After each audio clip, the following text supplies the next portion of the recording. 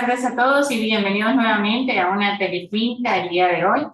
Yo soy Diana García, colaborador técnico médico de la Unidad Materno-Perinatal de la Dirección Materno-Perinatal y me encuentro junto a la doctora Fanny Mejía, residente de Medicina Materno-Fetal del Hospital Nacional de la Mujer, y la doctora Ruth Celada, que es staff de Medicina Materno-Fetal del Hospital de la Mujer. Este día vamos a tratar un tema muy importante que es sobre pruebas de bienestar fetal. Iniciaremos hablando sobre un caso clínico que nos habíamos preparado para que lo podamos revisar y posteriormente el desarrollo de la temática teórica por parte de la doctora Dulcela. Iniciamos con el caso clínico con la doctora Fanny Mejía.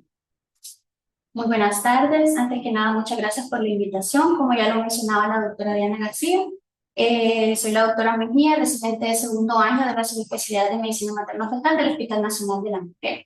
Para empezar a hablar sobre pruebas de bienestar fetal, vamos a desarrollar un caso clínico. Este es el caso de una señora que llegó a consultar a nuestro centro hospitalario el 26 de mayo del presente año con el nombre TLAS, edad 18 años. Es una paciente con una fórmula obstétrica de grávida 1 para 0 vivoceros, con una edad gestacional de 36 semanas con 4 días, fechada por una ultrasonografía temprana, porque la señora no recordaba bien su fecha de última regla. Llegó referida de un hospital periférico, donde inicialmente había consultado por inicio de actividad uterina. Fue evaluada en dicho centro con inicio de actividad uterina, con dilatación de 1 centímetro, por lo que se ingresa para dar manejo de APP. Cumple las 48 horas de tocólisis, se cumple la maduración pulmonar, se toma una ultrasonografía que reporta sospecha de RCIU con un peso fetal estimado entre el percentil 5 y el 10, más una longitud cervical de 1.2, por lo que se refiere a nuestro centro hospitalario por la edad gestacional. Dentro de sus antecedentes, niega antecedentes médicos, no alérgicos, no quirúrgicos. La primera ultrasonografía había sido a las 10 semanas con una fecha probable de parto para el 8 de agosto del presente año, con una edad gestacional el día de la consulta de 33 semanas con 4 días. La ultrasonografía con la que había sido referida del hospital periférico, único cefálico, con un peso de 1.505 gramos entre el percentil 5 y el 10, un ILA de 18 y una longitud cervical de 1.2. Al examen físico en la unidad de emergencia se encontró normotensa, afebril, frecuencia cardíaca fetal de 69. Al examen físico, lo relevante, el abdomen ocupado por útero grávido con una altura uterina de 31 centímetros, único longitudinal cefálico dorso izquierdo con una frecuencia cardíaca fetal de 143 latidos por minuto. No se palpó actividad uterina. A la evaluación al tacto vaginal le refiere al interpulpejo, cuello anterior de consistencia intermedia, pelvis ginecoide y las extremidades no edemas. Con los hallazgos y la evaluación clínica de la paciente se da plan de ingreso al servicio de medicina materno-fetal para toma de exámenes, complementar con pruebas de bienestar fetal, la ultrasonografía obstétrica institucional, más el Doppler fetal por el peso fetal estimado entre el percentil 5 y el percentil 10. Se ingresa durante el turno, es evaluada en el servicio de medicina materno-fetal al siguiente día. A lo relevante se reportan exámenes, una anemia leve materna con una hemoglobina de 10, glóbulos blancos de 11.060 con neutrófilos del 66%, plaquetas normales y un general de orina positivo con leucocitos de 15 a 20 por campo, una esterasa leucocitaria de 15, nitritos y proteínas negativas. Se toma la ultrasonografía institucional en el servicio de medicina materno-fetal que reporta una biometría para 32 semanas con un día, un peso fetal estimado de 1.744 gramos que queda arriba del percentil 10, un ILA de 11, la placenta lateral derecha grado 1-2. Se toma la longitud cervical que reporta 1.6 centímetros, el OCI abierto, el orificio cervical interno abierto de 2.1 centímetros como el signo del embudo. Ante el riesgo inminente de un parto prematuro, la edad gestacional de la señora, se da plan de ingreso para vigilancia de la actividad uterina, reposo relativo, iniciar progesterona, antibiótico oral por el general de orina positivo y el urocultivo. Al día siguiente es reportada nuevamente por inicio de actividad uterina, Le ponen a la evaluación que se realiza tacto vaginal con dilatación de 2 a 3 centímetros, había progreso desde el ingreso, parcial borrada en un 80%, membranas íntegras cefálico, un cervix posterior de consistencia intermedia y la pelvis ginecoide. Se toma el monitoreo fetal, que reporta monitoreo fetal electrónico categoría 1, donde se evidencian 2 contracciones en 10 minutos, por lo que se decide trasladarse a unidad Nacer con Cariño para iniciar un segundo ciclo de tocólisis.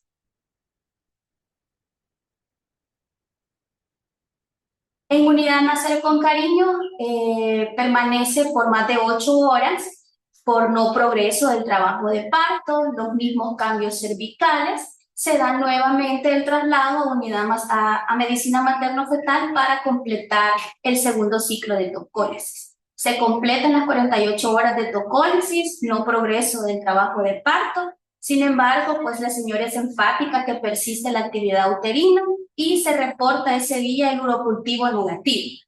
Ante lo que la señora dice de que persiste la actividad uterina, la dilatación que había progresado desde el ingreso, un inminente factor de riesgo de que pueda tener un parto prematuro y que la señora es de un domicilio lejano, pues se decide dejar ingresada para vigilancia y continuar con la progesterona. Se toman exámenes control el 28 de mayo, que estaban dentro de parámetros normales, persistía la anemia leve de 10.4 gramos, no había mayor pérdida desde el ingreso, el urocultivo que ya se había reportado negativo, y se toma cultivo de estreptococo del grupo B, el cual también se había reportado negativo.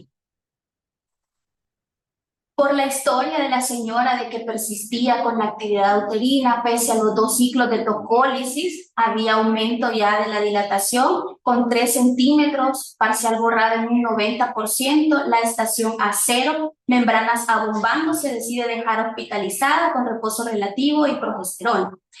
El 7 de junio, durante la visita médica, es reportada nuevamente por inicio de actividad uterina, ya con un embarazo de 35 semanas con 4 días. Se toma monitoreo fetal, el cual se reporta categoría 1 y se evidencian 2 contracciones en 10 minutos. La misma dilatación que los días previos con 3 centímetros, parcial borrada en un 90%, la estación A0 y las membranas abombando. Se decide ya por la edad gestacional, pese a los 2 ciclos que ya se habían cumplido de tocólisis, dejar en evolución espontánea, vigilancia del progreso del trabajo de parto y trasladar a unidad Nacer con Cariño en fase activa. 2 horas después de la evaluación, es reportada nuevamente por un progreso en la actividad uterina. La señora solicita que se le evalúe, se evalúa como un franco trabajo de parto, la señora quejumbrosa.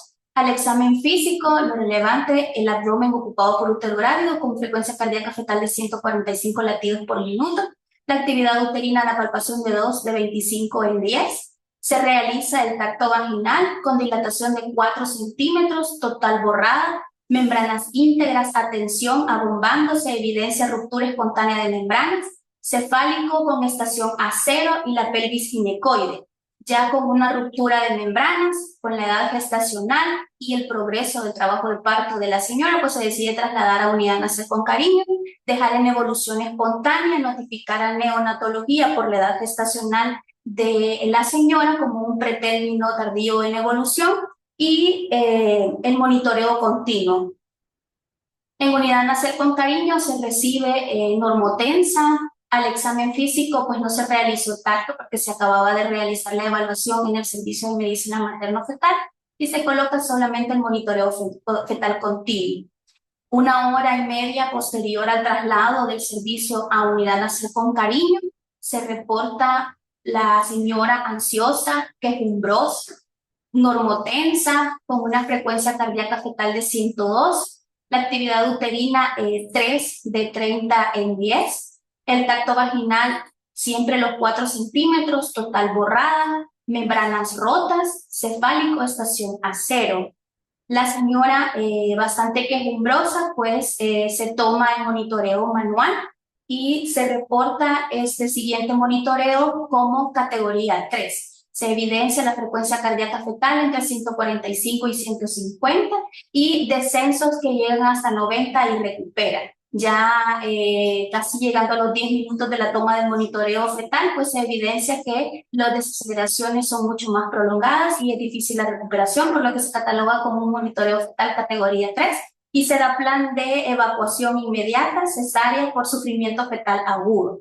Nace un recién nacido masculino de 1.666 gramos, un perímetro cefálico de 31 centímetros, una talla de 31 centímetros, con un Apgar de 5,8 al nacimiento. Se da reanimación por parte de neonatología con ventilación a presión positiva y se traslada a unidad de cuidados intensivos neonatales con ventilación mecánica. Los primeros exámenes tomados al neonato pues reportan una hipocalemia,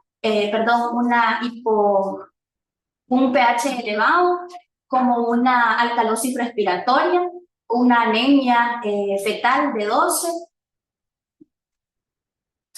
y se deja en la evolución clínica de neonatología como una asfixia perinatal leve, una hiponatremia severa resuelta, un síndrome de distrés respiratorio inespecífico y una hiperglicemia de 160.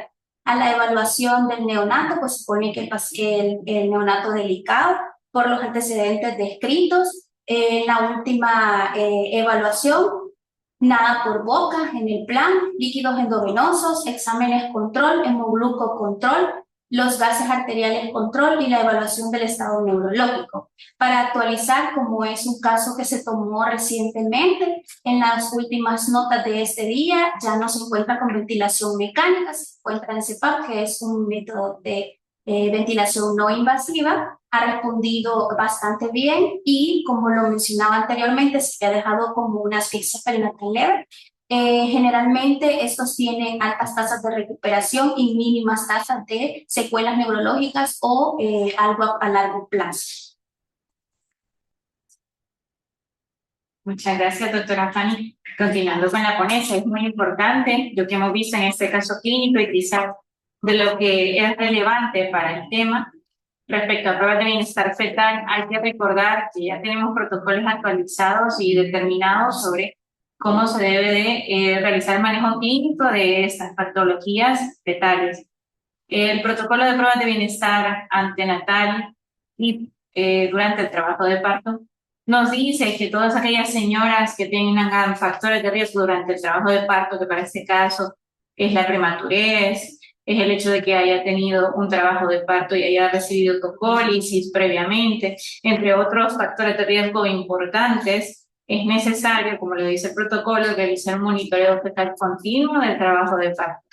Es diferente tener una señora sin factores de riesgo o un bebé sin factores de riesgo que está en una evolución espontánea para empezar que sea un parto de término, que una señora como la que hemos visto el día de hoy en el caso clínico. Es muy importante que revisemos los protocolos establecidos para eso y demos cumplimiento, porque podemos ver que efectivamente un parto que tiene factores de riesgo y que necesita un monitoreo continuo en cualquier momento puede presentar un monitoreo fetal categoría 3 y nosotros tenemos que realizar las acciones necesarias, que en este caso es realizar la reanimación intrauterina como está descrita y tomar nuevamente un monitoreo fetal para ver si hay progresión de este monitoreo patológico, ¿verdad? Y si no hay mejoría, en estos casos, pues se debe de realizar una cesárea baja transversa. Como ven, los resultados del bebé concuerdan precisamente con el monitoreo fetal y esta correlación clínica es la que vamos a ver el día de hoy con la doctora Ruth Celada, que nos va a dar el desarrollo del tema de pruebas de bienestar fetal.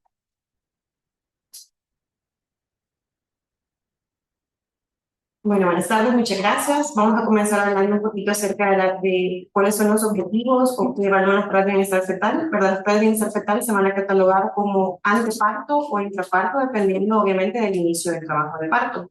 Entonces, tanto las anteparto como el intraparto, su objetivo principal es disminuir el riesgo de resultados perinatales adversos, ¿verdad? Sabemos, como ya mencionaba la doctora, pues pueden haber el peor resultado que nosotros podemos esperar es un óbito fetal.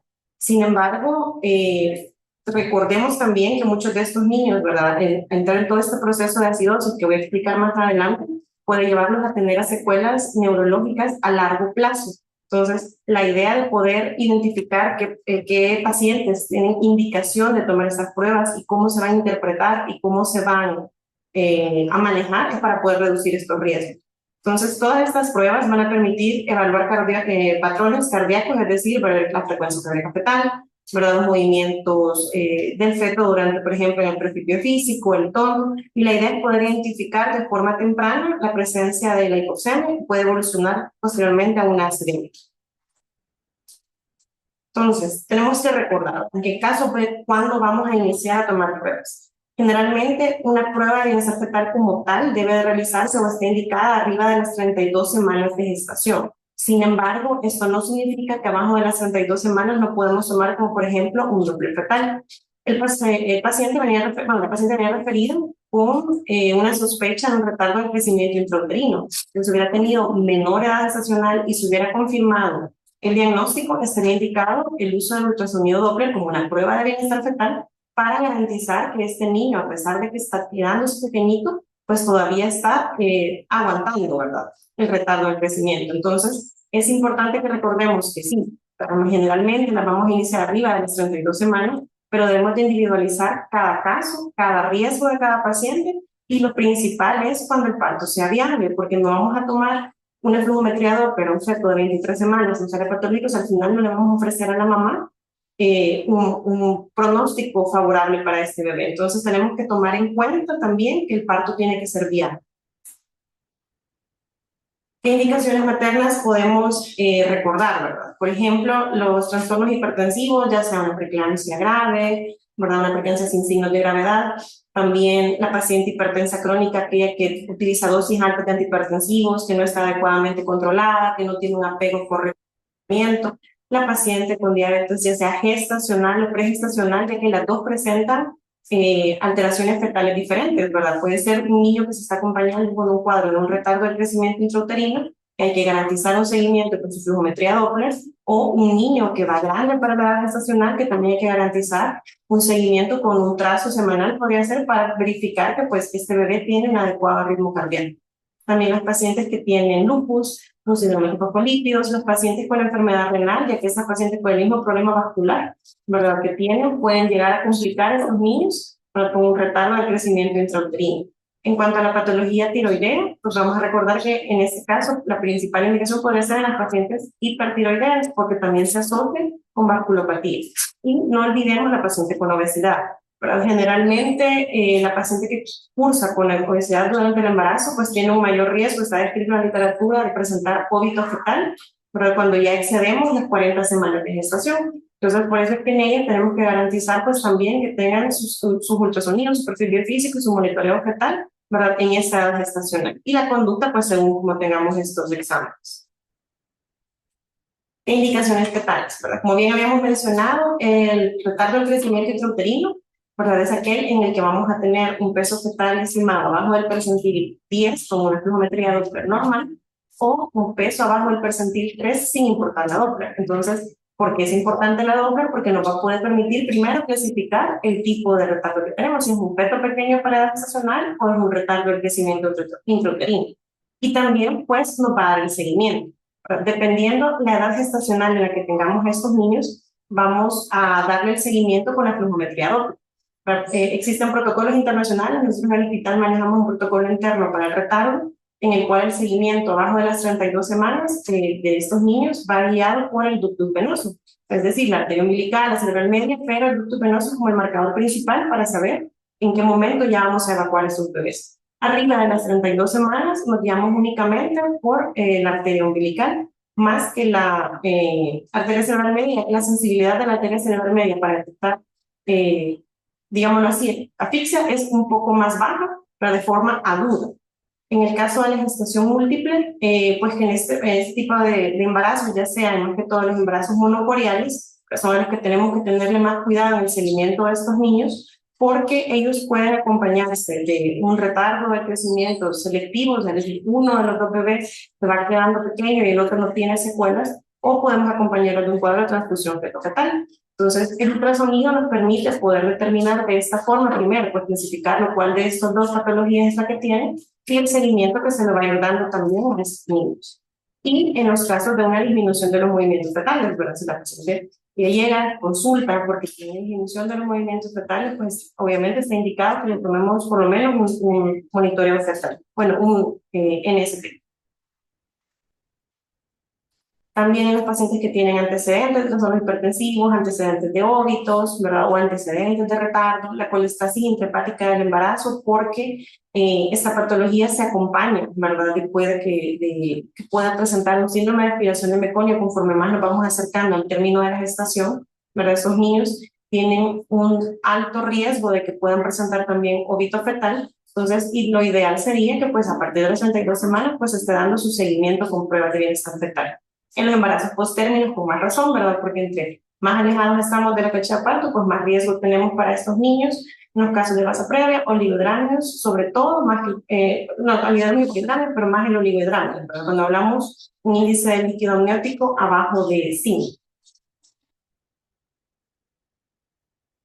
Entonces recordemos que existen pruebas que, digámoslo así, evalúan de forma crónica el desarrollo de esta patología, ¿verdad? De este problema, de esta hipoxia fetal, o unas pruebas agudas. Pero entonces las pruebas crónicas van a ser aquellas que nos van a permitir determinar la fase de hipoxia e hipoxemia fetal, ¿verdad? Es decir, o sea, todo aquel tiempo de evolución que puede tardar hasta semanas, ¿verdad? Este niño en progresar para luego llegar a la fase aguda, que es cuando ya entran en la acidosis, que esa puede ser tanto días, horas, y posteriormente llegar a la muerte.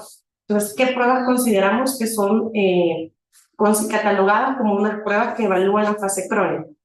¿Verdad? Estamos hablando de la flujometría Doppler, ¿verdad? Esta puede tardar semanas en alterarse antes de tener, dependiendo de la arteria umbilical y la arteria cerebral media, antes de poder entrar en una fase aguda. Cuando ya tenemos una alteración del ductus venoso, porque este sí ya es un marcador de acidosis, un marcador de deterioro agudo, entonces en este caso pues ya estamos hablando de que estamos entrando en horas o días, un día, horas para que pueda proceder a la muerte fetal. El monitoreo, el NSP, está catalogado dentro de las pruebas agudas. El perfil biofísico se encuentra intermedio, ¿verdad? Porque dependiendo también si se acompaña o no de oligohidramios, si podemos hablar que estamos hablando de un problema crónico, ya que el oligohidramio va ocurriendo conforme va produciéndose el proceso de vasoconstricción. Porque generalmente lo que ocurre cuando estamos hablando de un problema anteparto, ¿verdad? En este caso, por ejemplo, el RCI, es un proceso de vasoconstricción crónica que al final nos va llevando a la alteración de todos los vasos. Entonces, hay que aclarar un poquito que en esta gráfica están al revés, ¿verdad? Los procesos como ocurren en cuanto a la respuesta fetal y el problema de la saturación de oxígeno. Entonces, lo primero que ocurre es el fenómeno de la hipoxemia, ¿verdad? Inicialmente ocurre un fenómeno de vasoconstricción, en este caso a nivel placentario, ¿verdad? Que esto hace que el niño pues lleve menor cantidad de oxígeno en sangre, ¿verdad? Y esto va a permitir, ¿verdad? Que el niño, más bien él trata de compensar eso disminuyendo la velocidad de crecimiento. Es lo primero, entonces, esta hipoxemia hace que el bebé comience a presentar un cuadro de retardo de crecimiento, se va quedando pequeñito. Conforme va avanzando este proceso de hipoxemia, ¿verdad? Comienza a disminuir esos movimientos y empieza a hacer como para tratar de compensar, ¿verdad? Avanza el cuadro de hipoxia, ¿verdad? Que en este caso ya es cuando hay una disminución o una captación deficiente de oxígeno por los tejidos y él empieza a hacer un fenómeno de redistribución. Entonces, inicialmente lo que se nos puede comenzar a alterar es la arteria umbilical y ya cuando entramos en este fenómeno de redistribución, porque el bebito lo que trata es de preservar su corazón, su cerebro y las glándulas suprarrenales, entonces hace un fenómeno de vasodilatación cerebral. Entonces, aquí es donde ya vemos cómo la arteria umbilical se altera y es lo que nos da que está abajo el P65 y es porque está vasodilatado. Conforme va progresando este fenómeno, ¿verdad? Y que continúa con esta deficiente captación de oxígeno, ¿verdad? Empieza todo el metabolismo anaeróbico, todo esto al final va llevando a que el equilibrio ácido-base se vaya alterando y ya vamos entrando en el proceso de acidosis, que es cuando ya ocurre la alteración a nivel del ductus venoso, ¿verdad? Y al final esto pues progresa a una muerte fetal. Entonces recordemos, ¿verdad? Que dependiendo, y por eso es que es importante cuáles son como, digamos así, como en un monitoreo fetal, que pueden indicar qué tanto riesgo tiene este niño de estar en una acidosis, o sea, un pH bajo de 7.25, por ahí, como podemos ver en la imagen, las pérdidas de la variabilidad, una línea de base con taquicardia o la presencia de desaceleraciones tardías, pues eso nos puede pues, hacer sospechar que este niño está entrando en un proceso de acidosis. Y si lo correlacionamos con el caso clínico, pero como bien vieron, o sea, en lo que estuve ingresada en el servicio, en todo el tiempo que estuvo, pues siempre se reportaban sus monitoreos fetales por actividad uterina, pero como monitoreo fetal en categoría 1, pero conforme ya estuvo en un franco trabajo de parto, ¿verdad? Quizás el mismo hecho de la ruptura mamaria, pues eso permitió que al final el bebé tuviera ya presencia de desaceleraciones tardías. Y esas desaceleraciones tardías, pues, se acompañan más con un cuadro de acidosis, ¿verdad? Que al final, gracias a Dios, pues en nuestro caso, pues el bebito no tuvo esa mayor complicación por las secuelas a largo plazo. Entonces vamos a recordar un poquito del NST, ¿verdad? Cómo vamos a decir que un monitoreo fetal sin estrés está reactivo. Eso se va a tomar, como habíamos mencionado, arriba de las 32 semanas idealmente, pero se debe de individualizar cada caso, cada factor de riesgo para ver si es necesario tomar algún trazo, por ejemplo, como vitalidad previo de esta gestacional, ¿verdad? Entonces hablamos que el rango de la frecuencia cardíaca basal tiene que estar entre 110 y 160. Una variabilidad moderada, es decir, que la frecuencia de los latidos se encuentra, tiene que tener una variación entre 5 y 25 latidos, y la presencia de aceleraciones presentes. Entonces, como podemos ver aquí en esta imagen, ¿verdad? Podemos ver que el trazo tiene este NST tiene una frecuencia cardíaca basal más o menos de 150 latidos minutos, tiene una adecuada variabilidad, ¿verdad? Porque si se fijan, cada cuadrito en teoría tiene 5 latidos, ¿verdad? Hacia arriba, y si tenemos esta variación de la frecuencia, y tiene la presencia de aceleraciones reactivas, ¿verdad? Como podemos ver, se ven 3, casi 4 claramente, para que son más de 5 latidos minutos hacia arriba y más de 5 hacia el lado.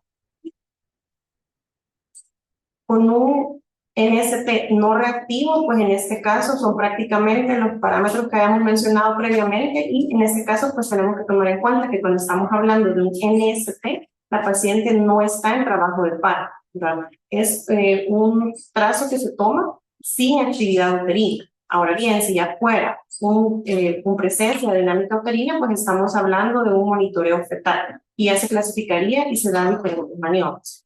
Cuando tenemos un NST no reactivo, no procedemos a dar medidas de reanimación in útero, que sí tenemos que indagar. La paciente se encuentra en ayuno, bueno, porque si la señora que ha comido hace 6 horas, hace hipoglicemia, pues podría ser la causa de por qué este bebé no se está moviendo. El bebé estará dormido, pero porque también es otra causa que nos puede dar un NST no reactivo, ¿verdad? Son niños que también ellos tienen periodos de sueño dentro del útero, ¿verdad? Y que en este caso lo que podemos hacer es proceder a estimulación, ya sea acústica o con movimiento, para ver si responde. Y si a pesar pues, de estas medidas o la ingesta de alimentos, para si ese fue el caso, si a pesar de estas medidas tenemos un NST no reactivo y no contamos con un ultrasonido para poder realizar un perfil biofísico, podría realizarse la prueba del OCT, que es el test de oxitocina. Bueno, pero este idealmente, o sea, tenemos que reservarlo para casos en los que no tengamos una ultra para poder realizar un perfil biofísico. Si tenemos un perfil, pues es más fácil poder realizar un perfil, y pues la mayoría de centros contamos ahora con ultrasonido para poder realizar un perfil rápido. Entonces, en cuanto al OCT, la oxitocina, ¿verdad? Se inicia como que se va a iniciar un proceso de conducción del trabajo de parto. Tenemos que tener al menos 3 contracciones regulares en 10 minutos. Como vemos aquí en la imagen, bueno, vamos a tener la presencia de estas 3 contracciones en 10 minutos, y vamos a considerar que el test es negativo cuando no se presenta alteración en la frecuencia. Sospechosos si de repente tenemos alguna pequeña desaceleración, y positivo para aquellos casos en los que sí se presentan desaceleraciones tardías, ¿verdad? Posterior a la contracción.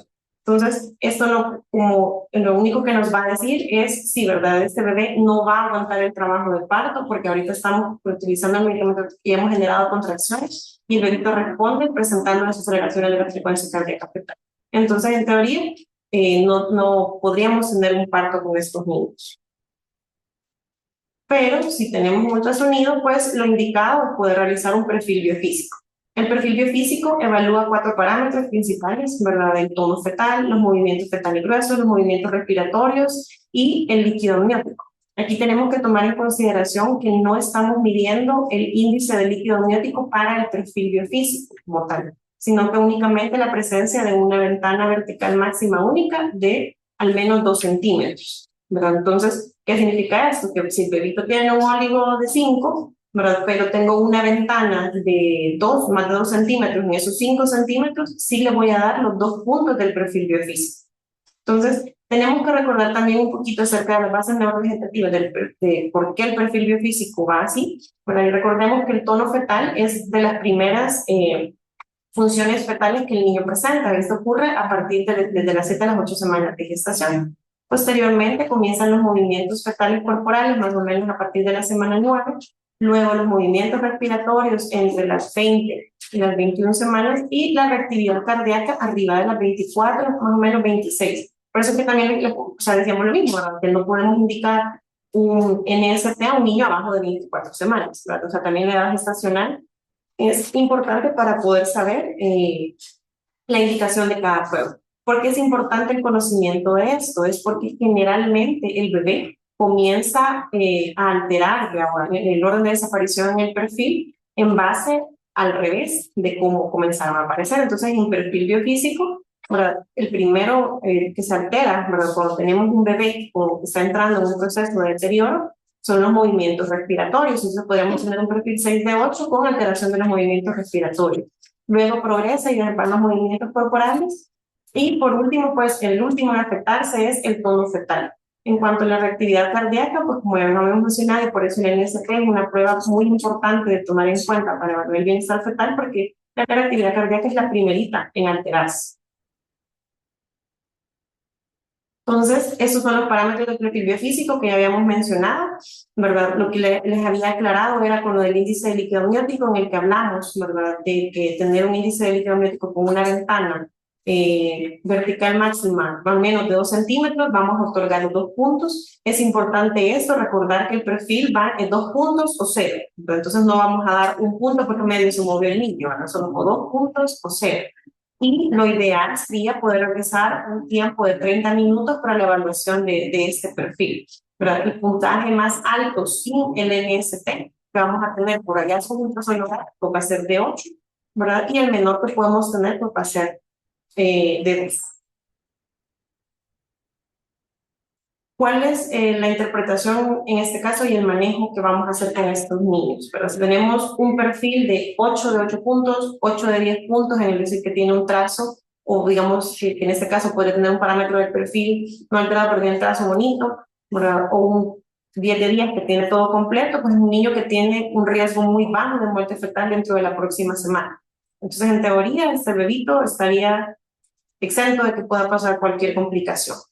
Ahora, tenemos un 8 de 10, pero se acompaña de oligohidrámidos, ¿verdad? Y no tiene, por ejemplo, como mencioné ahí, un retardo, pues idealmente podríamos por el oligohidrámido dar un seguimiento con nuevas pruebas de bienestar fetal, ¿verdad? Por lo menos cada 2 veces a la semana, y en este caso finalizar el embarazo a las 37 semanas. Pero aquí es porque estamos hablando de que se acompaña de un cuadro de oligohidrámidos. Un perfil de 6 de 10 puntos con un líquido normal, ¿verdad? Se considera, y lo menciona en la literatura, como un resultado equívoco, ¿verdad? Lo ideal sería repetir un perfil dentro de las próximas 24 horas porque tiene líquido normal y el seguimiento según, como sea, digamos en este caso, por el caso que sea el paciente. Pero entonces, si ustedes se fijan, en la parte de abajo dice, sí, ¿verdad? Si persiste un perfil 6 de 10 puntos y ya tenemos un embarazo, ¿verdad? Una edad gestacional que permita la solidez de es decir, un embarazo arriba de 37 semanas, e individualizando cada caso con un perfil de 6 de 10 puntos, usted puede tomar una medida de evacuarlo si es de término ya, sin necesidad de esperar las siguientes 24 horas. O por ejemplo, podríamos tener un perfil 6 de 10 puntos para un embarazo de término, una madre diabética, ¿verdad? Que tenga un niño macrosómico o un niño con un peso que se nos va quedando. Entonces, ¿para qué ganancia vamos a tener repetir el perfil en 24 horas? Mejor evacuamos a ese niño ahorita. Entonces, por eso se hace la aclaración de que debe de individualizarse cada caso. Ahora, un perfil de 6 de 10 puntos con oligohidrámidos, pues en este caso, pues dependíamos, y por eso hace la aclaración también, ¿verdad? Que si ya tenemos un NST no reactivo, o sea, dentro de esto, 6 de 10 puntos, esto es preocupante porque volvemos a lo mismo. El NST es un marcador agudo, es de los primeros en alterarse, o sea, nos está diciendo este bebé está mal.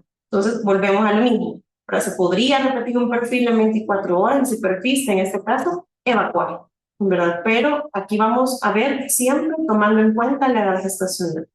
un perfil 4 de 10 puntos, pues en este caso, como bien dice ahí, el riesgo de muerte fetal es alto, ¿verdad? En los próximos 7 días, entonces tenemos que evacuar a este niño. Entonces, menciona ahí que si es un embarazo de 34 semanas, inicialmente la maduración pulmonar y tratar en lo posible mientras el NST, en este caso, bueno, como vamos a empezar el proceso de maduración cervical nada más, maduración pulmonar, perdón, sería iniciar nada más siempre el seguimiento con NST, por eso aclaran, deben mantenerse bajo estricta vigilancia de la frecuencia fetal, porque si en algún momento, ¿verdad?, volvemos a tener un trazo no reactivo o categoría 2, dependiendo del trabajo de parto o no, pues hay que evacuarlo, pero no vamos a esperar a finalizar la maduración pulmonar.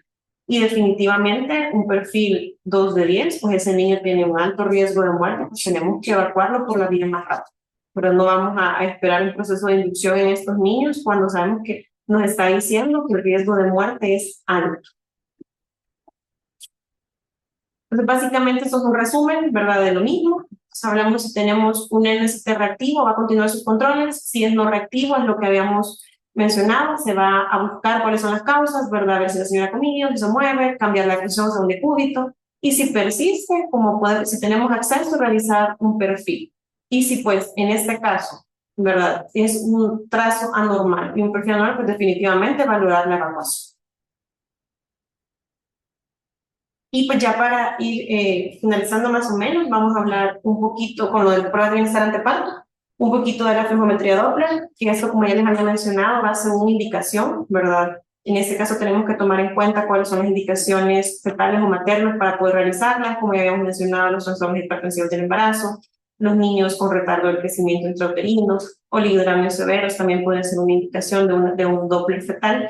Y también, como ya les había mencionado, la conducta es variable según la edad gestacional, porque no es lo mismo, ¿verdad?, tener un Doppler patológico a las 24 semanas. En este caso, pues debemos de individualizar el caso, ¿verdad?, ver cuál es la causa que está alterando a este bebé, ver si se puede intentar solucionar esta causa para tratar de ofrecerle que llegue a una mayor edad gestacional, ya que tengamos un Doppler patológico a las 35 semanas, 36 semanas, ¿verdad? Entonces la conducta es diferente según la edad gestacional. Ese es un ejemplo, como podemos ver en la imagen, en la que tenemos una arteria umbilical y cómo el ACV como está normal y cómo se va alterando la progresión de la arteria umbilical conforme la diástole se va haciendo cada vez más angosta, hasta que al final tenemos una ausencia o una onda reversa de la arteria umbilical, ¿verdad?, que es como el principio de la alteración, toda la flujometría Doppler fetal.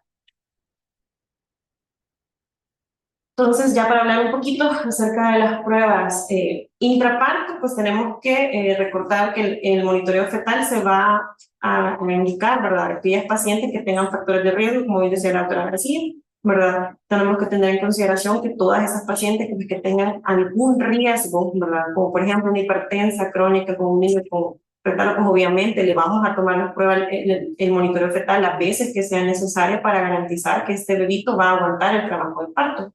Entonces, pueden haber presencia de pequeñas desaceleraciones precoces, ¿verdad?, que son el TIPS 1, que son aquellos que ocurren por la compresión de la cabecita fetal, ¿verdad?, y son pequeñas desaceleraciones de la frecuencia cardíaca fetal, como podemos ver en la parte A, que se van acompañando justo con la contracción.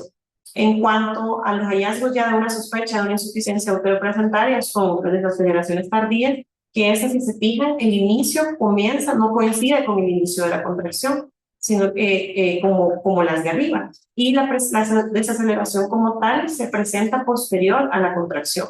Y las variables, ¿verdad?, que estas pueden tener muchas causas, pueden estar asociadas a problemas placentarios o también, como la imagen menciona, una compresión del cordón, que son como se puede ver en la imagen, ¿verdad?, que hay desaceleraciones, pueden ser unas más grandes que otras, o más periodos o más prolongación en el tiempo de desaceleración de la frecuencia cardíaca fetal, y que pueden o no acompañar a la contracción, pero esas desaceleraciones por eso se catalogan del tipo variables.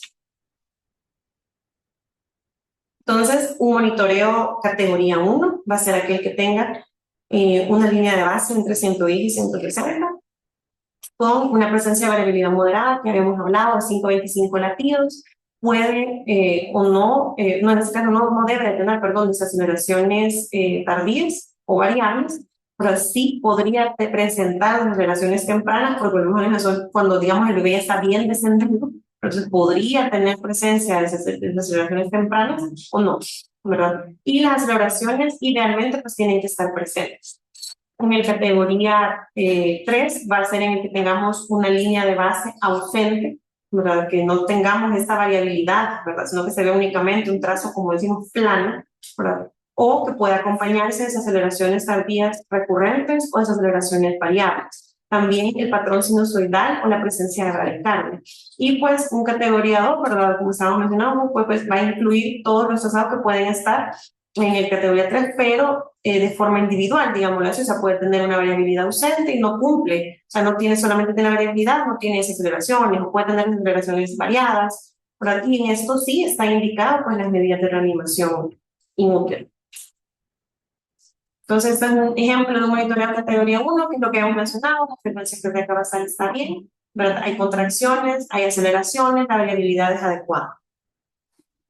En un 3, ¿verdad? Que este es un ejemplo de un patrón sinusoidal, para que no lo olviden, ¿verdad? Es una imagen que se ve de forma sinusoidal, en el cual no se ve una línea de base, ¿verdad? No se evidencia como tal tampoco la variabilidad de la frecuencia cardíaca basal, y no hay presencia de aceleraciones, y este es como el patrón más, como más predictor de que tenemos un alto riesgo de que ese niño vaya a fallecer. Entonces, es de una evacuación ya.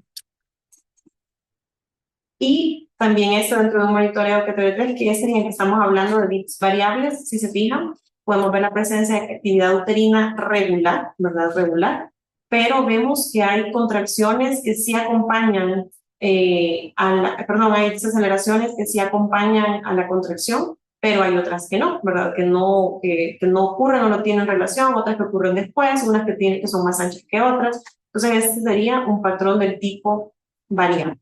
Entonces, cada una de estos monitoreos pues tiene conductas. Obviamente, un monitoreo categoría 1, pues vamos a dejar obviamente evolución del parto y no es necesario, si la señora no tiene indicación, estar repitiendo el monitoreo.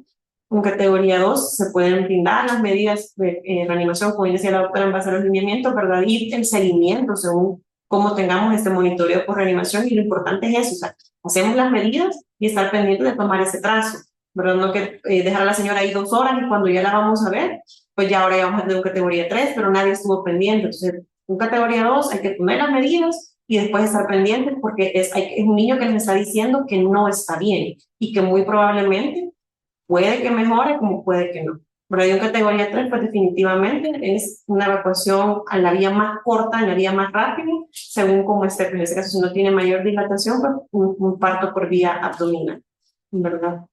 Eso sería lo que traigo aquí. Muchas gracias, doctora Celia. Gracias. Vamos a pasar a las preguntas. Si alguien tiene una pregunta o comentario, lo pueden colocar en el chat para que respondamos las preguntas.